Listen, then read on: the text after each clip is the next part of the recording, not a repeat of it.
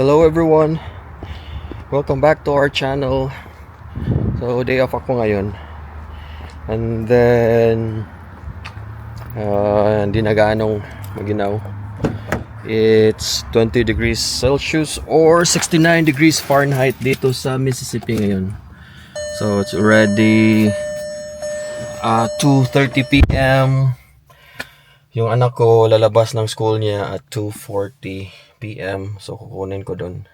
Kasi nga wala silang school bus, yung mga private school dito. I have to pick him up. Yung camera ko wala pang mount sa sasakyan, so hindi muna ako makapag-vlog. I will continue vlogging doon sa school niya. So nakuha ko na yung anak ko dito sa likod. Nandito kami ngayon sa isang ice cream parlor or snow cone parlor namin dito.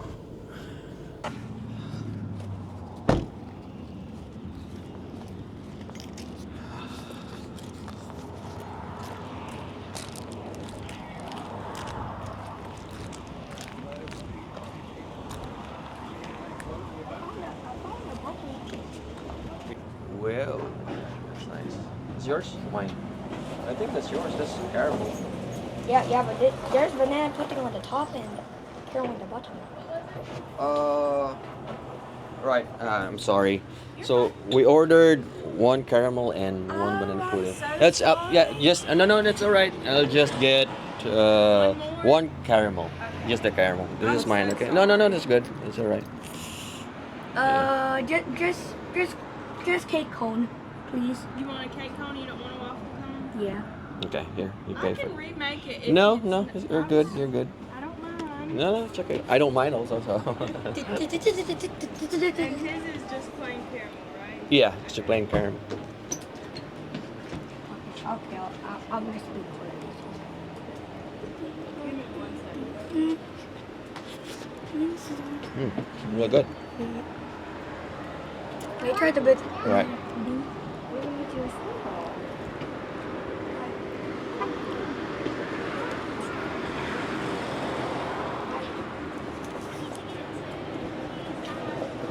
You want to try it?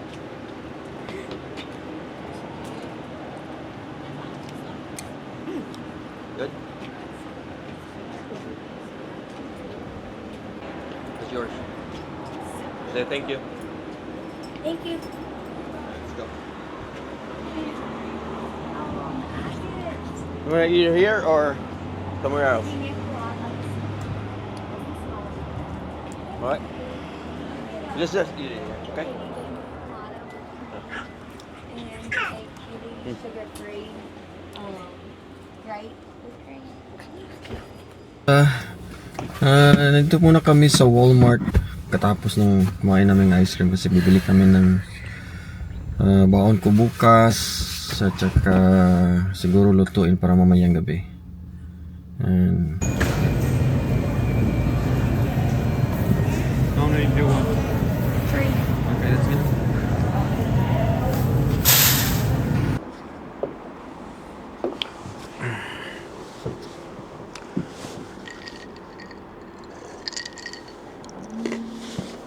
So, nandito na kami sa bahay. Hindi na ako nakapag-vlog ni nasa Walmart kasi ang daming tao. May nag-comment sa previous vlog namin na kababayan natin na nasa Pinas. And sabi niya, akala niya magandang buhay dito or mayayaman ang mga Pinoy na naninirahan dito sa US, pero hindi naman pala. So, sabi niya mas maganda pa ang buhay sa mga vendors sa Pilipinas kaysa sa amin dito sa US. I would agree partly kasi yung magandang buhay hindi naman kasi dependent of how we earn our living, so how we earn our money. Basically yung common misconception nating mga Pinoy na mga Pinoy na mga kababayan natin na nandito sa US or sa Canada or sa Australia, New Zealand, UK or mga OFW na nanirahan dun sa ibang bansa na mayayaman na. So yun naman talaga yung misconception natin eh. Siguro nakita niya yung mga vlogs namin about our daily living here, yung pagkatapos mong trabaho, meron ka pang gagawin yung mga chores kasi nga walang ibang makakatulong sa'yo. Kayo lang, pamilya, gagawa ng mga gawaing bahay. And then dito trabaho talaga. So baka yun ang basihan niya kung bakit niya sabi niyang hindi maganda ang buhay. And we're still renting apartment kasi nga mag 2 years pa lang kami dito. Hindi naman kasi ito yung final na kung saan kami titira kasi lilipat pa kami ng ibang state, mga ganon. So hindi pa kami bumili ng bahay. So anyway, so yun, sabi niya hindi magandang buhay dito. And as always, I respect everyone's opinions or views. So anyway, may nakita akong isang video sa YouTube na about an interview with Bob Marley. Alam naman natin lahat kung sino si Bob Marley. So, may nag-interview sa kanyang isang journalist and tinanong sa kanya na are you a rich man? At first, hindi maintindihan ni Bob Marley kung ano yung question talaga. So, tinanong niya yung journalist, what do you mean rich? And sagot naman ng journalist, do you have a lot of possessions? Do you have a lot of money in the bank? Napakaganda ng sagot ni Bob Marley. Sabi niya, possessions make you rich? I don't have that kind of riches. My riches is life forever. So, napakaganda ng concept niya sa being rich. So, para sa kanya, possessions, material things, money, it's not how we measure riches. I guess what I'm trying to say is, ang yaman ay hindi lang material na yaman. And hindi lang pera, hindi lang magagandang kotse, magandang bahay, mamahaling damit, mamahaling bag, mamahaling jewelries, magandang jewelries. So, depende po yun kung anong definition mo sa magandang buhay. And magandang buhay naman kasi is subjective. Nakabase yan sa ano yung aspirations mo, ano yung goals mo. Basically, how you want to live your life. So, riches can be simple but happy life. So, gaya ng sabi ng viewer natin, commenter natin na may mga vendors, mas masaya ang mga vendors doon sa atin sa Pilipinas. Yun, gaya ng sabi ko, magandang buhay or happiness is not dependent on how we earn our living. So, how we earn our money. And riches can also be a good relationship with your siblings, having good parents, having a beautiful wife, having a handsome son, or just being healthy. Ika nga, health is wealth. So, iba-iba ang kahulugan ng masayang buhay. Since common concept natin sa magandang buhay or mayaman is having a lot of money or possessions, I did a little digging, konting research lang naman sa internet, sa Google. Kung makita ko kung ano ba talaga ang kalagayan ng mga Pinoy dito sa US, kung mayayaman ba talaga, nasa low class ba, middle class, or sa high class ba. So yun, may nakita akong isang graph nagpapakita kung ano ang household median income. I think 2014 ito. So, household median income for Asian Americans is 74,000 US dollars. So, that's 39% more than the national median income na 53,000. And among the Asians, ang Indian Americans ang pinaka-mataas yung household income. And then, sinusundan ng mga Pinoy, then mga Japanese, and mga Chinese. May nakita naman akong isa pang graph na napapakita din kung saan level yung income ng mga Pinoy dito. So, ito yung graph. Ang nangunguna pa din yung mga Indian Americans, and then pangalawa pa rin yung mga Filipino Americans dito, and then yung Taiwanese Americans, Sri Lankan, Japanese, Malaysian, and Chinese, and so on and so forth. And yung mga percentage ng population dito ng mga ethnicities, so yung Indian Americans, 70% sa kanilang population may bachelor's degree.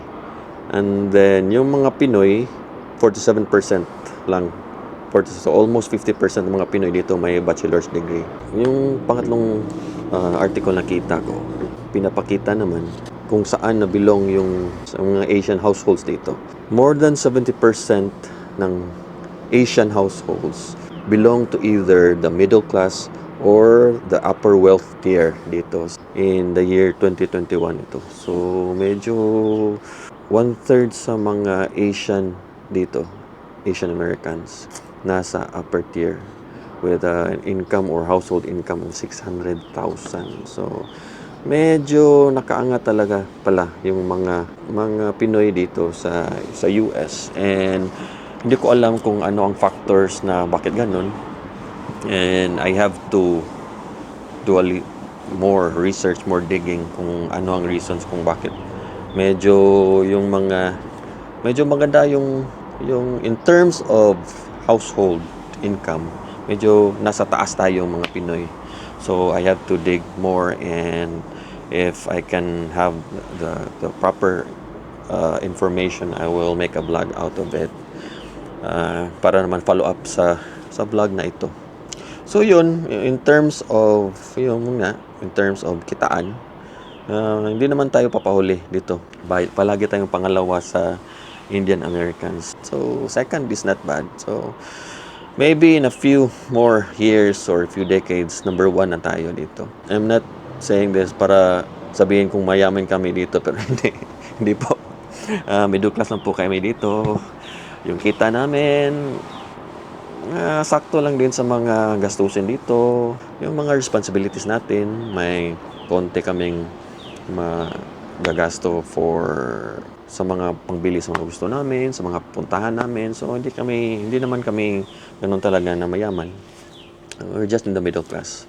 So yun, kung pagpabasihan sa magandang buhay is pera or material things. So dito sa US, ang mga Pinoy medyo nakakaangat ng konti. You are behind the Indian Americans in terms of household income.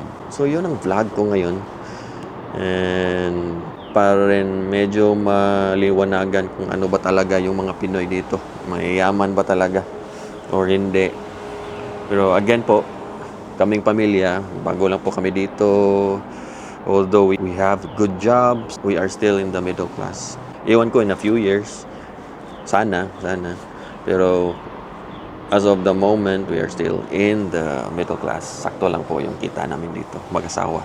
So yun ang vlog namin ngayon, and thank you for watching, and God bless you all, and as always, stay safe.